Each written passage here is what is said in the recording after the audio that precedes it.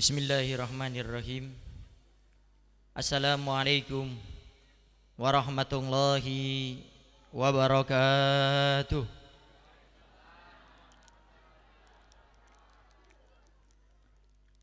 Alhamdulillah. Alhamdulillahi rabbil alamin. Wassalatu wassalamu ala asyrafil anbiya'i wal mursalin. Sayyidina wa habibina wa syafi'ina wa qurrati a'yunina wa nuri qulubina Muhammad habibi rabbil alamin wa ala alihi wa sahbihi ajma'in. Allahumma salli wa sallim ala sayyidina Muhammad tibbil qulub wa dawaiha wa afiyatil abdani wa shifaiha wa nuril absari wa diyaiha wa kutil arwah wa gidaiha wal ali wa sahbihi wa sallim. Allahumma ja'al sarirati khairan min alaniyati wa jalalaniyati salihah amma ba'du. Al-mukarram al-muhtaram yang sama-sama kita muliakan dan kita hormati selalu para alim, para ulama, para asatidah, penyambung lisan sekaligus penerus perjuangan Nabi kita Muhammad sallallahu alaihi wasallam, yang kita doakan selalu mudah-mudahan para ustadz kita, para kiai kita, para ulama kita, para habaib kita diberikan panjang umur oleh Allah dalam keadaan sehat walafiat, dan mudah-mudahan segala urusan dunia maupun akhiratnya dimudahkan oleh Allah Subhanahu wa taala. Allah jaga beliau-beliau semua daripada fitnah yang terjadi di akhir zaman ini. Dan mudah-mudahan kita yang siang hari ini hadir di acara ini, mudah-mudahan kita selalu dimuliakan oleh Allah Subhanahu wa taala. Allah tidak keluarkan kita dari tempat ini melainkan dosa-dosa kita semuanya diampuni oleh Allah Subhanahu wa taala. Allah tidak keluarkan kita dari tempat ini melainkan semua hajat doa kita seluruhnya dikabulkan oleh Allah Subhanahu wa taala. Dan mudah-mudahan kita yang sudah menikah, Allah berikan kepada kita semua yang sudah menikah keluarga yang sakinah mawaddah warahmah oleh Allah Subhanahu wa taala. Yang sudah memiliki anak, mudah-mudahan diberikan oleh Allah anak yang soleh dan solehah, anak-anak yang berbakti kepada kedua orang tuanya. Yang belum memiliki anak, mudah-mudahan kelak pada saatnya diberikan juga oleh Allah keturunan yang juga yang soleh dan solehah. Yang belum menikah, mudah-mudahan dijaga kehormatannya oleh Allah Subhanahu wa taala. Dijauhkan oleh Allah Subhanahu wa taala daripada muqaddimah zina, daripada kejelekan busuknya, daripada terjadinya muqaddimah zina yang sekarang sudah tersebar dan diremehkan oleh sebagian orang. Dan mudah-mudahan Allah Subhanahu wa taala selalu muliakan kita di dunia sampai di akhirat dengan meninggal husnul khatimah. Amin. Amin ya rabbal alamin. Dan juga segenap para tokoh masyarakat yang hadir pada kesempatan kali ini, dan segenap para ustadz, para kiai, para ulama, para habaib yang hadir pada kesempatan kali ini, yang mungkin Al-Fakir tidak bisa sebutkan namanya satu persatu, tapi insya Allah tanpa mengurangi rasa hormat kami kepada beliau-beliau semua, dan kita doakan selalu mudah-mudahan beliau-beliau semua diberikan panjang umur oleh Allah dalam keadaan sehat walafiat. Allah berikan kepada beliau-beliau semua kesabaran, keistiqomahan, keikhlasan dalam mendidik kita dan mengingatkan kita untuk menuju kepada keridhaan Allah Subhanahu wa taala. Amin. Amin ya rabbal alamin. Dan juga segenap para orang tua kami, para bapak yang sudah hadir dan para ibu, para hadirin wal hadirat yang dimuliakan oleh Allah Subhanahu wa taala, terkhusus kepada kedua mempelai yang sudah melaksanakan akad nikah, kita doakan mudah-mudahan Allah berikan kepada keduanya keluarga yang sakinah mawaddah warahmah, rizki yang halal penuh dengan berkah, keturunan yang soleh dan soleha, keturunan yang berbakti kepadanya baik di dunia sampai di akhirat insyaallah. Amin. Amin ya rabbal alamin. Para hadirin wal hadirat yang dimuliakan oleh Allah Subhanahu wa taala, kita bersyukur kepada Allah Subhanahu wa taala karena pada siang hari ini Allah Subhanahu wa taala masih memudahkan kepada kita semua untuk mengangkat, mengagungkan, mensyiarkan daripada syiarnya Allah Subhanahu wa taala, yaitu yang namanya mengangkat daripada syiarnya Allah Subhanahu wa taala. Pada siang hari ini, di dalam memenuhi panggilan orang yang sudah melaksanakan pernikahan ini, kita sekarang sedang mengangkat daripada syiarnya Allah, dan ini digalakkan, dianjurkan dalam syariat Nabi kita Muhammad. Wa may yu'addim syairallaha fa innaha min taqwal qulub.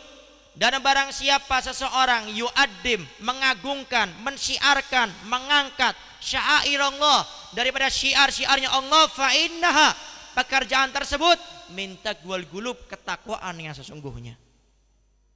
Tatkala kita siang hari ini hadir, mungkin ada sebagian menganggap ini suatu adat, ini suatu kebiasaan, karena mungkin kalau tidak hadir tidak enak dengan orang lain. Lah, bukan seperti itu.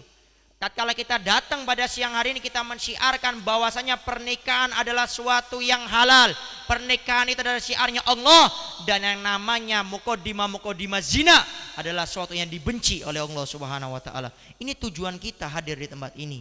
Bukan hanya memenuhi panggilan Sohibul Bait, bukan juga ini suatu adat. Karena ada sebagian orang itu hadir ke tempat acara pernikahan karena dulu waktu dia nikah orangnya datang, sehingga kalau nggak datang nggak enak, atau biasanya dicatat di depan itu sehingga datanya ketulis. Jadi kalau nggak datang ketangguhan, ntar lain kali kalau ngundang lagi saya nggak bakal datang. Bukan seperti itu. Ini kita mengangkat syiarnya Allah Subhanahu wa taala, maka yakinilah duduknya kita di tempat ini akan mendapatkan anugerah dan juga pemberian dari Allah Subhanahu wa taala berupa rahmatnya dan pemberian-pemberian yang lain.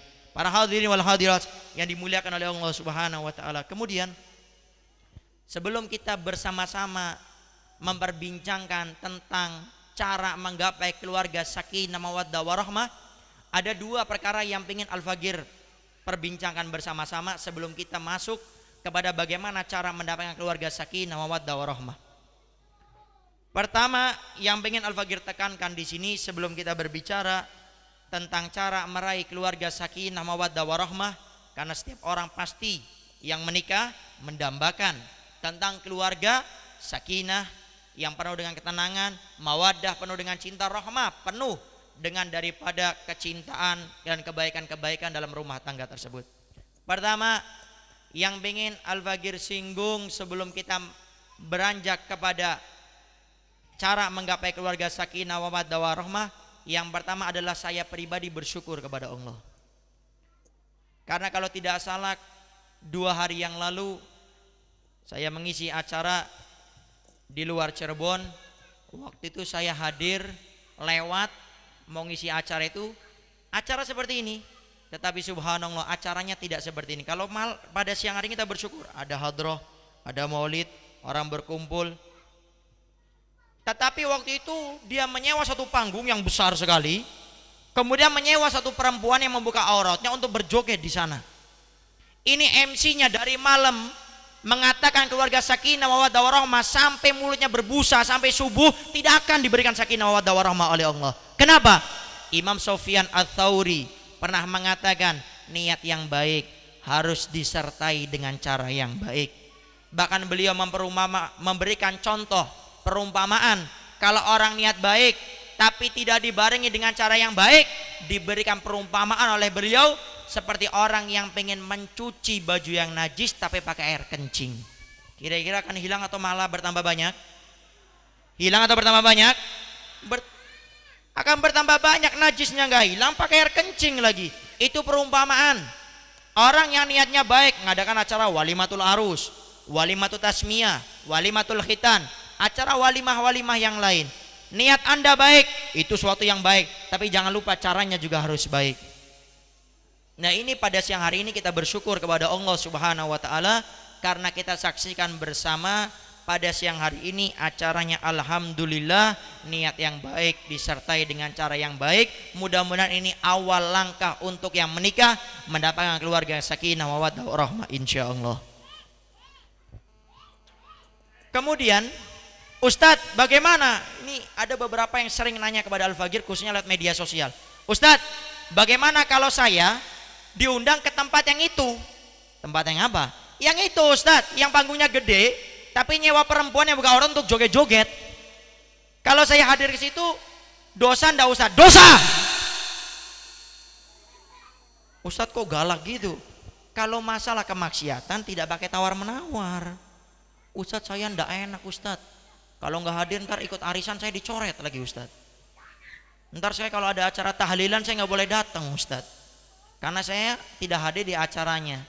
Ingat, di akhirat sampai kapanpun tidak ada istilah Allah memasukkan orang ke neraka karena istilah nggak enak. Nggak ada. Cari di Al-Quran, di hadis, perkataan ulama siapapun, ada tidak satu ungkapan dari para ulama kita khususnya yang mengatakan istilah nggak enak akan dilakukan oleh Allah agar orang tidak masuk neraka. Nggak ada. Kalau kita bermaksiat kepada Allah, dosanya lebih banyak ketimbang pahalanya, Allah akan masukkan kita ke neraka. Dan tidak ada cerita nggak enak. Waktu Malik akan masuk ke neraka, Allah katakan, Malik jangan masuk ke neraka. Kenapa ya Allah? Saya nggak enak sama dia. Karena dia dulu di dunia nggak enak. Nggak ada kayak gitu. Kemudian, Ustadz lalu bagaimana? Dengan daripada yang punya wilayah kekuasaannya, yang pertama kali yang akan disiksa oleh Allah masuk neraka bukan orang yang ngadakan acaranya dulu atau yang hadir acara itu, tapi RT-nya, RW-nya, kuwunya, itu yang pertama kali akan diseret oleh Allah ke nerakanya Allah Subhanahu wa taala karena melegalkan acara tersebut. Ustadz kok galak gitu Ustadz? Saya bukan galak. Nabi kita Muhammad Sallallahu alaihi wasallam sudah pernah mensabdakan kullukum ra'in wa kullukum mas'ulun an ra'iyatih.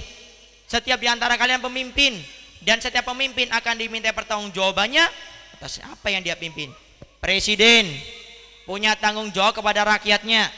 Kalau rakyatnya itu sampai terkenal dengan kejelekannya dan dia diam, sebelum yang maksiat itu dicemplungkan oleh Allah ke neraka, presidennya dulu sama wakilnya masuk neraka. Kalau dalam satu desa, RT, RW, camat, lurah, kuwu membiarkan kemaksiatan di desanya, maka yang dilempar oleh Allah ke neraka bukan yang maksiat, tapi RT, RW, lurah, camat sama kuwunya dulu. Kalau di satu kota ada kemaksiatan, dibiarkan sama bupatinya, wali kotanya, gubernurnya, yang pertama kali dilemparkan oleh Allah ke neraka mereka dulu. Di salah satu negara, ada negara tercap sebagai negara penuh maksiat. Pertama kali masuk neraka bukan warganya, tapi gubernurnya, kemudian presiden, wakil dan menterinya. Tapi jangan salah, kalau di kampung ada kemungkaran, ada kemaksiatan, RT, RW, lurah, camat, kuwu sepakat untuk melarang, tidak boleh ada lagi, maka yang pertama kali masuk surga bukan kiai ustadz ulamanya, tapi RT, RW, camat, kuwunya dulu yang pertama kali masuk surga. Di salah satu kota ada kemungkaran, kemaksiatan terjadi merajalela, ternyata bupatinya, wali kotanya, gubernurnya bersatu melarang untuk adanya kemungkaran. Yang pertama kali masuk surga itu wali kotanya dulu, gubernurnya dulu sama bupatinya dulu. Di salah satu negara, contohnya kita punya negara Indonesia, ada kemungkaran, ada tempat perzinaan, kemudian juga ada tempat minuman keras. Ternyata presidennya, wakil sama menterinya melarang, maka yang pertama kali masuk surga adalah mereka terlebih dahulu. Oleh karena itu penting bagi kita untuk selalu menjadi hamba-hamba Allah yang peduli dengan adanya kemaksiatan yang ada di antara kita. Para hadirin hadirat yang dimuliakan oleh Allah Subhanahu wa taala. Kemudian yang selanjutnya, yang kedua, yang pengen Al-Faqir tegaskan juga sebelum kita masuk kepada kajian kita, saya bersyukur kepada Allah dengan adanya acara pernikahan ini, berarti masih banyak orang tua yang peduli masalah nikah anak-anaknya. Karena luar biasa, di zaman kita sekarang ini banyak orang tua yang menginginkan anaknya itu masuk neraka dengan dirinya sendiri. Dengan bukti apa? Kalau sudah anaknya minta nikah dipersulit sama orang tuanya. Ibu, bapak, saya pengen nikah. Entar dulu nak, kuliah dulu. Si anak kuliah sampai 4 tahun. Sudah kuliah maju lagi. Bapak, ibu, saya sudah kuliah. Nak, ambil S2 dulu 2 tahun. Baik, ambil S2 2 tahun. Sudah dapat S2, bapak ibu saya sudah ngambil S2. Nak, kerja dulu. Kerja dia. Sudah dapat kerjaan, bapak ibu saya sudah dapat kerjaan. Nak, cari duit dulu yang banyak, kalau gajinya sudah 100 juta baru boleh nikah. Anaknya sudah dapat 100 juta, bapak ibu saya sudah dapat gaji sebulan 100 juta.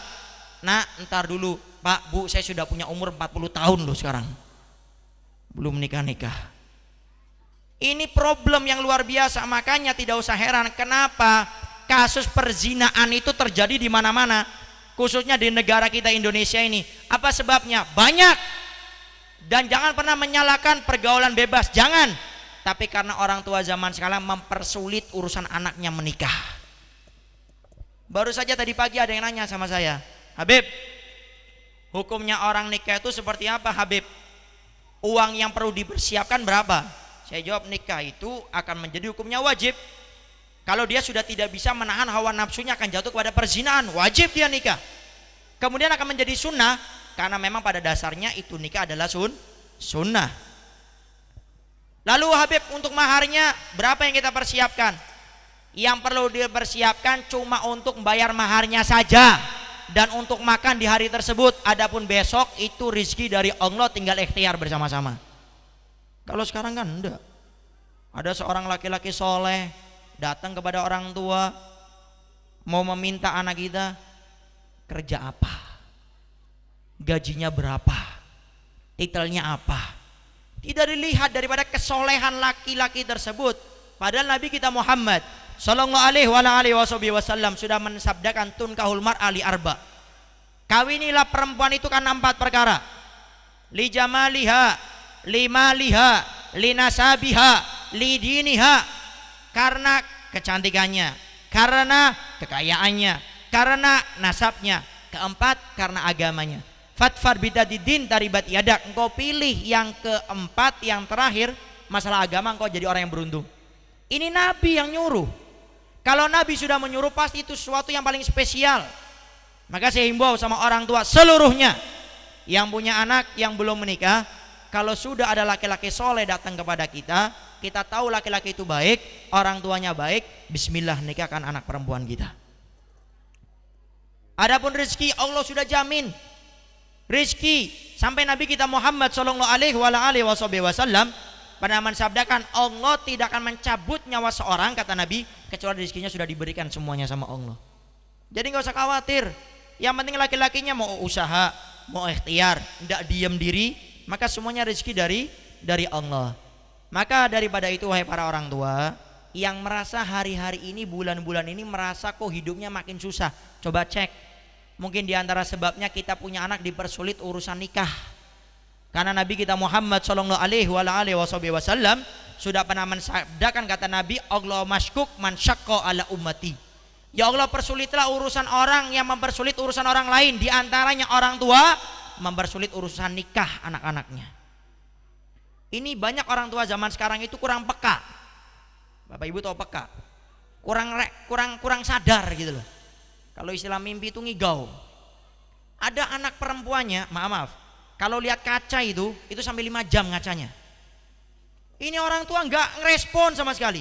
Ini anaknya jam 2 malam bangun, dikira mau tahajud, ternyata bisa dari kamar mandi ngaca dia sampai 2,5 jam, sampai masuk waktu subuh 4:30, selesai sholat dia 4:30 ngaca lagi 2,5 jam, sampai jam 7 waktu sekolah. Ini orang tua biasa saja, nggak sadar. Padahal anaknya sebelumnya nggak pernah ngaca sampai 5 jam, ngaca 5 menit lah paling banter. Terus ada lagi anak laki-lakinya, biasanya pakai minyak wangi, ya minyak wangi punya bapak ibu, minyak wangi nyong-nyong itu. Bapak ibu tahu nyong-nyong ya, minyak wangi nyong-nyong itu. Ini ternyata mau pakai minyak wangi yang bisa dicium sampai 30 km perjalanan. Ini orang tua harus paham, harus peka. Berarti anak saya sudah mulai senang dengan lawan jenis. Apa yang dilakukan? Orang tua waktu itu mulai melakukan pendekatan, membicarakan tentang masalah pernikahan. Cari waktu yang tepat, bahasa yang lembut dan halus. Sampai karena Abah sama Umi sekarang ini sudah punya pasangan. Abah, Umi, saya kan masih kecil, masih 15 tahun. Iya, cuma antar kalau sudah pada saatnya akan Abah sama Umi kenalkan. Kalau dia laki-laki, perempuan yang solehah. Kalau dia perempuan, laki-laki yang soleh yang akan menjadikan kamu menuju surganya Allah Subhanahu wa taala dengan keluarga tersebut. Besoknya si anak perempuan tidak mungkin ngaca 5 jam lagi. Sudah dikasih aba-aba. Yang laki-laki nggak pakai minyak 30 km itu, ya minyak wangi bapak ibu nyong-nyong itu. Ini yang kadang-kadang kurang terespon. Saya bicara seperti ini. Tadi malam saya ngobrol sama orang dari Makassar, telepon. Berkali-kali dia nelpon, waktu itu alhamdulillah kita keangkat waktu itu karena waktu itu belum kita lihat. Habib, saya ingin konsultasi sama Habib, boleh enggak? Silakan, ditelepon. Hampir setengah jam lebih saya ngobrol sama orang ini. Intinya, maaf sekali lagi, orang tersebut menggauli perempuan sebelum saatnya. Menggauli perempuan tersebut sebelum saatnya, sehingga akhir ini dia mau nikah, tapi bingung, Habib gimana? Saya sekarang intinya nih mau nikah, tapi orang tua saya enggak mau tahu. Bapak saya ini sudah nggak mau tahu, dan pihak perempuan pun bingung apa yang harus saya lakukan. Coba lihat, ini bukan satu yang pernah saya dengar dari orang-orang ini, banyak yang sering cerita seperti ini. Apa sebabnya? Orang tua tidak peduli dengan anaknya. Orang tua harus merespon. Kalau anak itu sudah mulai punya sikap kebiasaan berubah seperti orang dewasa, harus respon, harus sadar. Agar apa? Agar tidak terjadi sesuatu yang tidak diinginkan. Khususnya yang punya anak perempuan. Saya ingatkan sekali lagi, anak perempuan kita lebih berharga daripada mutiara yang dicarinya di dasar laut, yang mungkin orang bisa ke dalam belum tentu bisa naik ke atas. Anak perempuan kita lebih berharga daripada mutiara tersebut. Maka tolong kalau punya anak perempuan dijaga. Jangan anak perempuan kita dibiarkan jadi kalung wewe. Tahu kalung wewe Bapak Ibu? Temannya kali lawar tuh loh, yang keluarnya cuma habis maghrib. Anak perempuan kita dibiarkan jadi seperti itu. Hati-hati. Kalau kena pergaulan bebas sampai terjadi apa yang terjadi yang tidak diinginkan, jangan salahkan siapa-siapa Bapak Ibu, salahkan diri Anda sendiri. Kenapa Anda biarkan? Kenapa terjadi seperti ini? Karena orang tua zaman sekarang menganggap anak itu bonus, bukan amanah dari Allah. Ibu tahu bonus? Kalau ibu saya yakin tahu bonus. Ibu pengen beri kerudung cuma 1, ternyata ada diskon, beli 5 gratis 1, pasti yang dikejar 5. Padahal butuhnya cuma 1 Pak, tapi karena ada diskon dikejar yang 5 itu. Kenapa? Ada bonus 1. Padahal tidak mau, tapi karena ada bonus dikejar. Itulah bonus. Anak kalau dijadikan bonus akan terjadi seperti itu. Tapi jadikan anak kita ini bukan bonus, tapi anak kita amanah dari Allah. Karena anak kalau tidak dididik akan menjadi sebab kita masuk neraka. Tapi kalau anak kita didik pendidikan agama, anak tersebut akan menjadikan kita masuk surganya Allah Subhanahu wa taala. Para hadirin hadirat yang dimuliakan oleh Allah Subhanahu wa taala. Kemudian sekarang kita ingin sedikit membahas, karena saya dengar tadi ada beberapa asatidz, ustaz-ustaz yang lain. Kita bersingkat di sini, untuk menggapai keluarga sakinah mawaddah warahmah ada 10 cara. Kalau 10 kita terangkan semua, ini tapi sampai maghrib.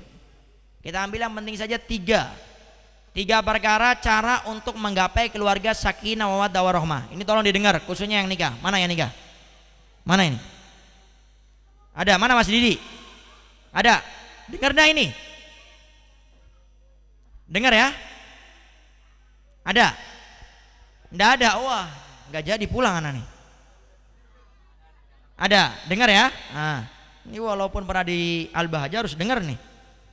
Kenapa saya bilang gini Bapak Ibu? Saya pernah hadir acara kayak gini.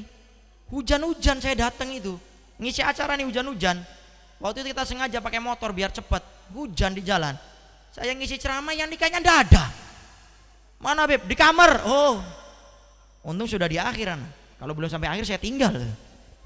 Saya ceramah bukan untuk yang senior-senior ini udah senior-senior semua nikahnya ini. Sudah ada yang 20 tahun, 30 tahun, bahkan mungkin ada yang sudah sampai 100 tahun. Untuk menggapai keluarga sakinah mawaddah warahmah itu sebetulnya gampang. Kalau kita mengikuti apa yang sudah disandarkan oleh para ulama-ulama kita. 1, cara untuk menggapai keluarga sakinah mawaddah warahmah adalah mengagungkan pernikahan. Diagungkan pernikahan tersebut. Ntar kita bahas secara singkat. Yang kedua adalah tidak ada tuntut menuntut dalam pernikahan. Tidak ada tuntut menuntut. Ketiga, setelah menikah harus lebih semangat lagi belajar ilmu agama. Para hadirin hadirat yang dimuliakan oleh Allah Subhanahu wa taala, yang pertama, kalau ingin mendapatkan keluarga sakinah mawaddah warahmah, cara yang pertama adalah tadi harus mengagungkan pernikahan. Apa Ustadz mengagungkan pernikahan? Apakah mengagungkan pernikahan dengan mengadakan acara yang besar, menyewa panggung, memanggil seluruh warga? Bukan itu. Mengagungkan pernikahan itu tatkala seorang laki-laki khususnya, waktu laki-laki itu mengatakan qabiltu tazwijaha wa nikaha bir mahlil madkur, waktu mengucapkan itu laki-laki harus waktu itu meyakini tanggung jawab perempuan itu ada di pundaknya, bukan di orang tuanya. Waktu itu dia mengambil tanggung jawab orang tuanya kepada dirinya sendiri. Ini mengagungkan pernikahan. Jadi waktu bilang qabiltu itu bukan hanya sekedar qabiltu, tapi tanggung jawab orang tuanya sudah gugur, ada di pikulan Anda sebagai seorang suami. Jadi baik tidaknya surga nerakanya Anda yang jadi penentu. Kalau laki-laki faham arti ini saja, tanggung jawab atas orang perempuan, satu ini udah cukup mengantarkan laki dan perempuan suami istri itu masuk surganya Allah. Tapi kalau tanggung jawab ini tidak ada, maka tidak usah menjadi problem. Permasalahan banyak sekali. Suami istri sudah nikah, suami masih senang dengan kebiasaannya main catur sampai tengah malam di pos kampling, contoh. Atau seandainya laki-laki dengan kebiasaannya nongkrong sampai jam 2 malam. Kenapa? Istrinya bukan dianggap tanggung jawabnya dia. Lebih senang kumpul sama teman-temannya ketimbang ngobrol sama istrinya dengan berduaan walaupun cuma minum air putih. Ini rasa tanggung jawab ini tidak ada. Mengagungkan pernikahan ini tidak ada. Disangka ya dia seorang perempuan saja yang bukan tanggung jawabnya saya. Dan bahkan lebih parahnya lagi, suami zaman sekarang khususnya ini menganggap kewajibannya itu cuma memberikan nafkah setiap minggu atau setiap bulannya. Ini problem yang paling besar. Kalau sudah ini ada di diri khususnya para suami, ini luar biasa ini. Jangan salahkan, maaf ada istri akhirnya bermain dengan laki-laki yang lain. Ustadz tapi nggak pernah keluar. Nggak usah keluar, bisa kenal lewat media sosial sekarang. Ada di FB, ada di WhatsApp, Instagram, semuanya. Sekarang kita hidup di zaman Dajjal belum datang tapi tentaranya sudah datang semua. Saya ingat 8 tahun yang lalu saya mau di Darul Dakwah Jawa Timur di Bangil sana. Kata saya punya guru Habib Segah Baharun, Dajjal zaman sekarang itu namanya HP. Itu 8 tahun yang lalu. Media sosial belum begitu terkenal. Sekarang Dajjalnya ya media sosial itu. Maka saya ingatkan ibu-ibu sama bapak yang punya anak-anaknya diem di rumah, nggak pernah kemana-mana. Itu hati-hati, air tenang menghanyutkan. Dikira berzikir, tapi dikirnya bukan kayak ini, dikirnya gini-gini nih. Awas, hati-hati. Kenapa saya katakan seperti ini? Ini ada kejadian nyata di Jawa Tengah, saya tidak sebutkan tempatnya. Ada seorang perempuan soleha, sekampung meyakini perempuan soleha. Sehingga ada seorang ustadz pengen melamar, memberikan waktu itu simbolis Al-Quran. Apa yang terjadi? Al-Qurannya diambil, disobek, diinjek. Ini sekampung menyatakan ini perempuan soleha, dan itu yang terjadi. Tidak berapa lama, berapa minggu kemudian ternyata perempuan ini menikah dengan beda agama, sampai orang tuanya kaget dan tidak bisa melerainya lagi karena mengancam mau mati, macam-macamnya sudah. Orang tuanya bingung, dari mana kenalannya? Lewat FB, lewat media sosial. Maka hati-hati orang tua kalau pengen menenangkan anak di rumah, jangan pakai HP. Ini orang tua zaman sekarang ini biar anaknya antong di rumah dikasih game online, dikasih main-mainan. Bahkan anaknya HP sekedar buat telepon diberi yang ada media sosialnya. Maka jangan salahkan kalau anak kita rusak, orang tuanya yang ngajari rusak. Nah, kita kembali ke tadi ya, awas laki-laki. Kenapa saya ngomong orang tua terus? Karena kita punya negara Indonesia, saya enggak bicara yang lain-lain. Sudah atur Cirebon lah, Cirebonnya akan benar kalau orang tuanya benar, itu aja. Ulama kejauhan, ulama kapan sih ketemu sama kita punya anak? Rutinan seminggu sekali, yaitu kalau datang, atau sebulan sekali. Yang datang berapa orang?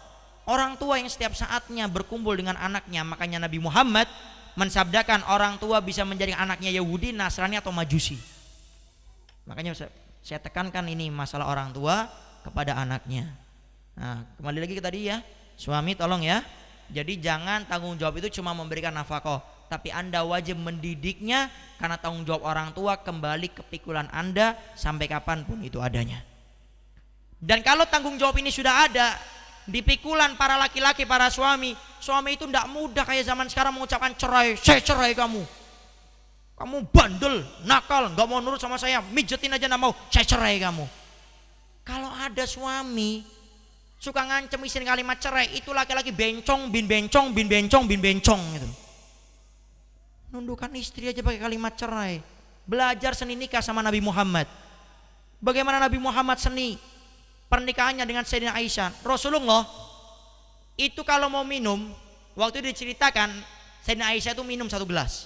Di satu gelas minum, ada sisanya diambil sama Nabi. Kemudian ditanya, ya Aisyah, kamu tadi minum di bagian mana? Aku minum di sini ya Rasul. Rasul minum di bagian situ. Saking pingin menyenangkan istrinya, sampai pingin minum, itu ditanya minumnya di bagian mana? Di sini ya Rasul. Rasul minum di bagian situ. Sampai Sayyidina Aisyah senang sampai tersipu waktu itu. Ini suami seperti ini. Ini suami gelas istrinya sendiri beda. Bapaknya suaminya beda lagi. Piringnya beda lagi, sendoknya, garpunya. Nah, kalau sendalnya beda enggak apa-apa, memang nggak boleh sama. Sendal sama. Tolonglah makan sesaat-saat lah, jangan piringnya beda terus saat makan bareng satu piring. Itu kan suatu yang remeh tapi luar biasa, itu bisa menjadikan adanya cinta. Sesaat-saat tuh kalau bisa tuh. Mungkin sebulan sekali, kalau sibuk sebulan sekali lah ada keluar kemana gitu. Makan bareng. Untuk menumbuhkan daripada seni cinta yang ada di antara keluarga tersebut. Insya Allah ntar itu di akhir ya. Baik, para hadirin hadirat yang dimuliakan oleh Allah Subhanahu wa taala, itu yang pertama. Yang kedua, tidak ada tuntut menuntut. Mas Didi contohnya ini. Mas Didi menyangka istrinya siapa namanya? Ya? Fatma. Mas Didi menyangka bahwasanya istrinya ini, Ukhtuna Fatma ini, perempuannya soleh. Ini contoh. Ternyata setelah menikah kok sholat sunahnya agak repot. Ini contoh. Tapi insya Allah mah soleh-soleha semuanya. Karena sudah melihat ada kekurangan, jangan dituntut. Kamu saya kira nikah perempuannya soleh, sholat sunah aja males, sholat dulu. Tapi yang ada jangan tuntut. Tapi apa yang ada? Saling mengisi kekurangan. Dia sudah menjadi istri. Bagaimana caranya suami mengisi kekurangannya dengan dinasehati sehingga menjadi baik. Sama Ukhtuna Fatma melihat Mas Didi ini punya kekurangan, ternyata hadir majelis taklimnya setelah menikah sering bolong-bolong. Tadinya rajin, contohnya ke Al-Bahjah, sudah nikah kok bolong-bolong. Nah, Ukhtuna Fatma ngingetin, Mas kan dulu sering hadir, ayo temenin saya yuk hadir majelis taklim. Itu yang ada, saling mengisi, jangan nuntut. Kenapa saya katakan seperti ini? Ini ada seorang perempuan, kan tadi bapaknya sudah kena di poin pertama. Sekarang yang perempuan nih. Ada perempuan istri nih yang setiap akhir bulan kalendernya tuh selalu dibunderin, dikasih bunderannya pakai pulpen merah. Pulpen merah itu biasanya buat sesuatu yang penting. Kemudian ada strip ke atas, HP baru, motor baru, gelang baru. Dituntut. Sehingga waktu setelah sholat subuh berjamaah, biasanya paling banter cuma adanya ubi sama teh hangat. Karena akhir bulan tiba-tiba ada nasi goreng. Yang jual nasi goreng belum bangun itu subuh-subuh. Tiba-tiba ada jus durian. Sampai bingung si suami nih. Dek, kok ada aneh kayak gini? Bang, akhir bulan bang. Maksudnya apa dek? HP ini sudah jelek bang, tolonglah beli yang ada media sosialnya, FB-nya, biar saya bisa foto ngirim ke orang tua. Biasanya nggak diantar sampai ke depan. Si abang kerja, dapat gajian, pulang ke rumah uangnya ketinggalan, hilang uangnya. Istri biasanya nggak pernah nyambut nunggu di teras rumah di depan. Suami bingung, waduh ini istri saya kok kayak gini. Ternyata salaman, kemudian mencium keningnya pas mau masuk, bang, bulanannya, gajinya dulu mana? Suami ini akhirnya mengatakan, dek maaf, musibah itu nggak ada yang mau dan orang nggak tahu. Maksudnya apa bang? Duitnya hilang tadi di jalan. Oh hilang, cuma O aja, cuma O nya agak panjang. Oh hilang. Suami husnudzon, masya Allah, istri saya nggak marah, cuma O aja. Oh hilang. Ternyata di malam hari itu juga keluar melemparkan bantal sama guling, bang maaf ya tidur di luar dulu sama nyamuk malam hari ini. Dituntut. Selesai permasalahan? Enggak. Kalau orang sudah dituntut pasti tuntut menuntut. Maka tidak boleh dalam pernikahan tuntut menuntut. Apa yang terjadi? Betul aja tidur sampai subuh baru suruh masuk kedinginan. Setelah sholat subuh berjamaah selesai, seperti biasanya si istri membuat teh. Setelah membuat teh ternyata diminum, Si suami langsung menyemprot itu isi teh semuanya ke muka daripada si istri. Apa kata suami? Dek, kita nikah sudah 5-7 tahun, kamu buat teh nggak pernah manis, asap semuanya. 5-7 tahun diungkit pada waktu itu. Kenapa? Tuntut menuntut. Jadi tidak boleh, yang ada saling mengisi kekurangan. Contohnya kayak gini, itu contoh yang salah tadi. Ini contoh yang benar. Si suami duitnya hilang di tengah jalan, sehingga waktu mau masuk, Dek, maaf uangnya hilang. Tiba-tiba istri soleha beda dengan istri yang durhaka kayak tadi itu.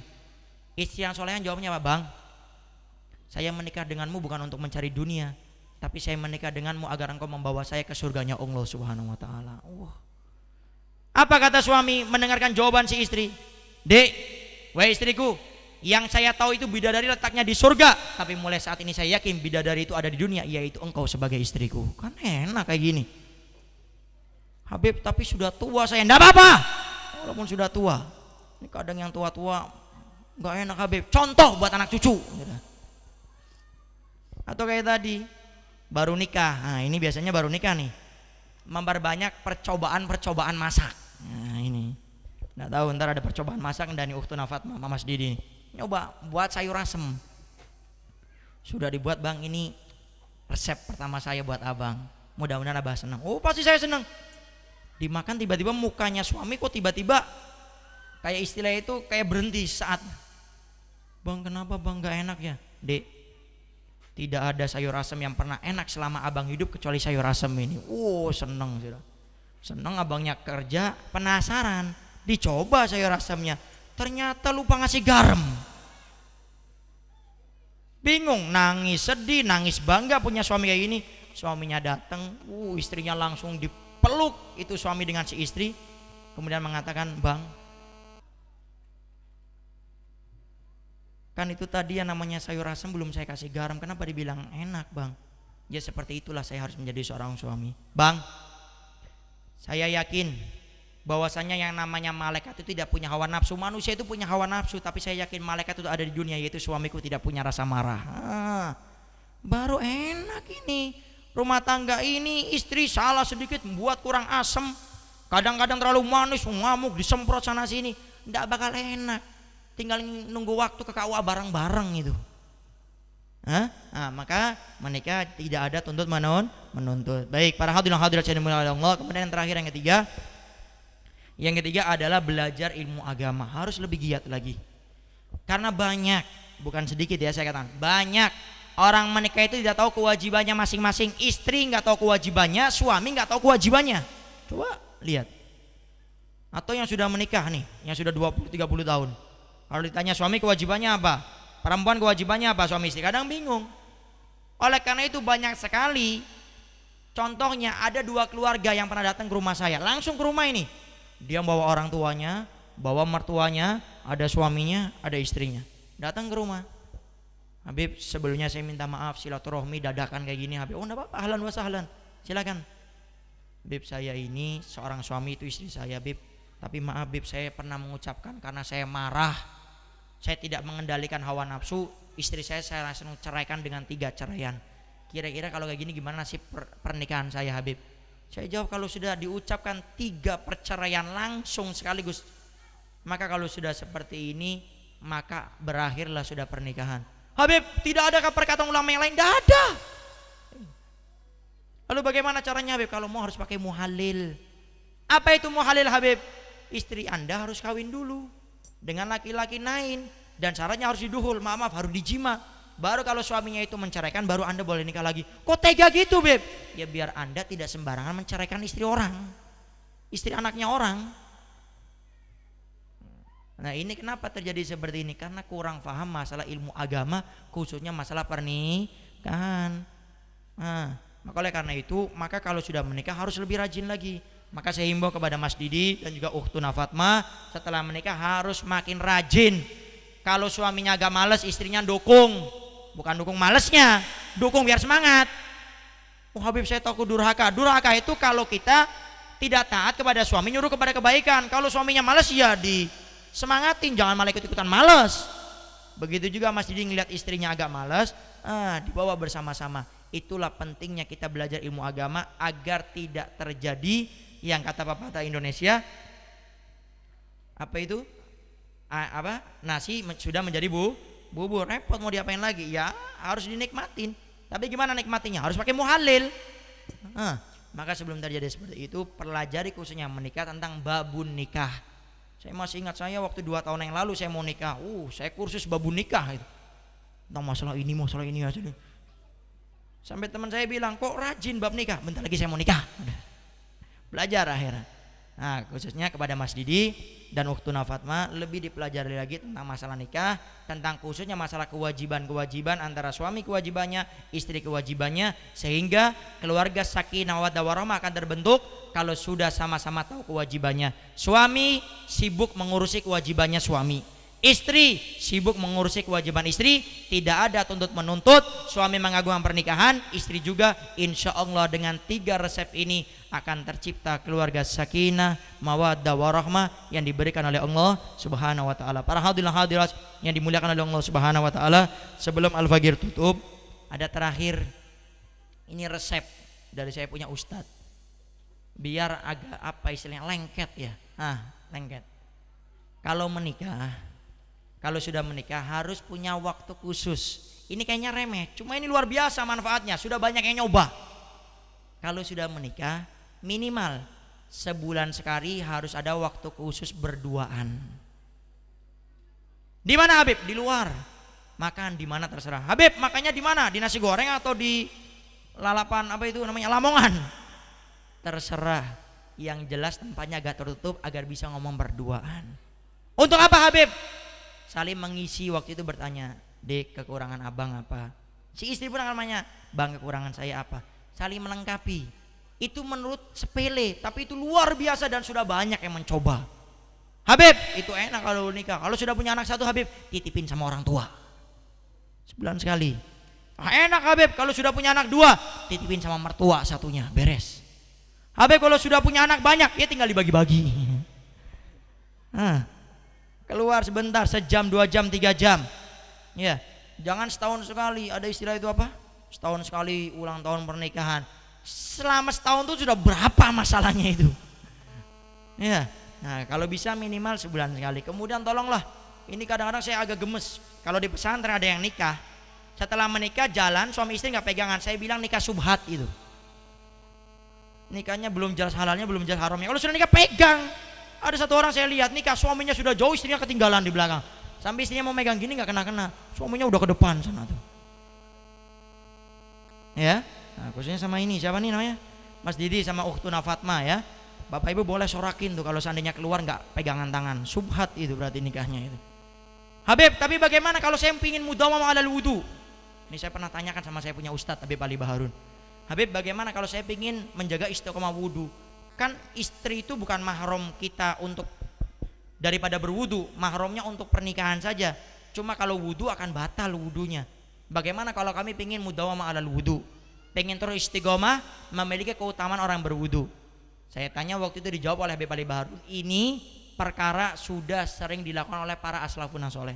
Jadi pegang istrimu tetap dianggap berwudu, tetap dicatat orang yang memiliki wudu. Tapi kalau engkau ingin melakukan suatu ibadah yang berkaitan tentang wudu, maka engkau wajib berwudu. Pegang istri dicatat oleh Allah sebagai orang yang berwudu. Tapi kalau mau sholat, baca Al-Quran, memegang Al-Quran, segala sesuatu yang berkaitan dengan masalah wudu, maka engkau baru berwudu lagi. Tapi selama engkau pegang, dicatat oleh Allah sebagaimana orang yang memiliki wudu. Maka sekali lagi, tolong punya waktu khusus untuk berduaan dengan istri dan juga suami, walaupun cuma sejam, walaupun makannya di nasi goreng, di lalapan apa itu namanya terserah, harus punya waktu khusus. Karena dengan waktu itulah yang singkat tapi akan memadukan antara kasih antara suami dan juga istri. Para hadirin hadirat yang dimuliakan oleh Allah Subhanahu wa taala, mungkin itu saja yang bisa Al-Faqir sampaikan. Kurang lebihnya Al-Faqir minta maaf. Pada akhirnya sama-sama kita doakan mudah-mudahan yang menikah ini Allah berikan keluarga yang sakinah mawaddah warahmah, rezeki yang halal penuh dengan berkah, keturunan yang soleh dan solehah, dan mudah-mudahan pernikahannya ini menjadikan sebab mereka makin berbakti kepada kedua orang tuanya dan menjadikan sebab mereka makin dekat dengan Allah dan Rasulnya. Dan juga kita mohonkan kepada Allah agar yang menikah ini dengan pernikahannya tidak menjadikan sebab mereka makin jauh dari Allah, makin jauh dari Rasul, makin jauh dari para ulama makin jauh dari majelis taklim, tapi pernikahan ini menjadikan sebab awal langkah mereka untuk makin dekat dengan Allah dan Rasulnya. Dan mudah-mudahan yang belum menikah khususnya dijaga oleh Allah Subhanahu wa taala kehormatannya daripada mukaddimah zina, daripada pacaran yang terjadi di mana-mana yang busuk sampai naudzubillah min dzalik membawa kepada perzinahan. Dan mudah-mudahan orang tua kita semuanya bisa menjaga anaknya, menjadikan anak sebagai amanah, bukan hanya sekedar bonus dari Allah. Dan mudah-mudahan orang tua kita bisa menanamkan pendidikan agama,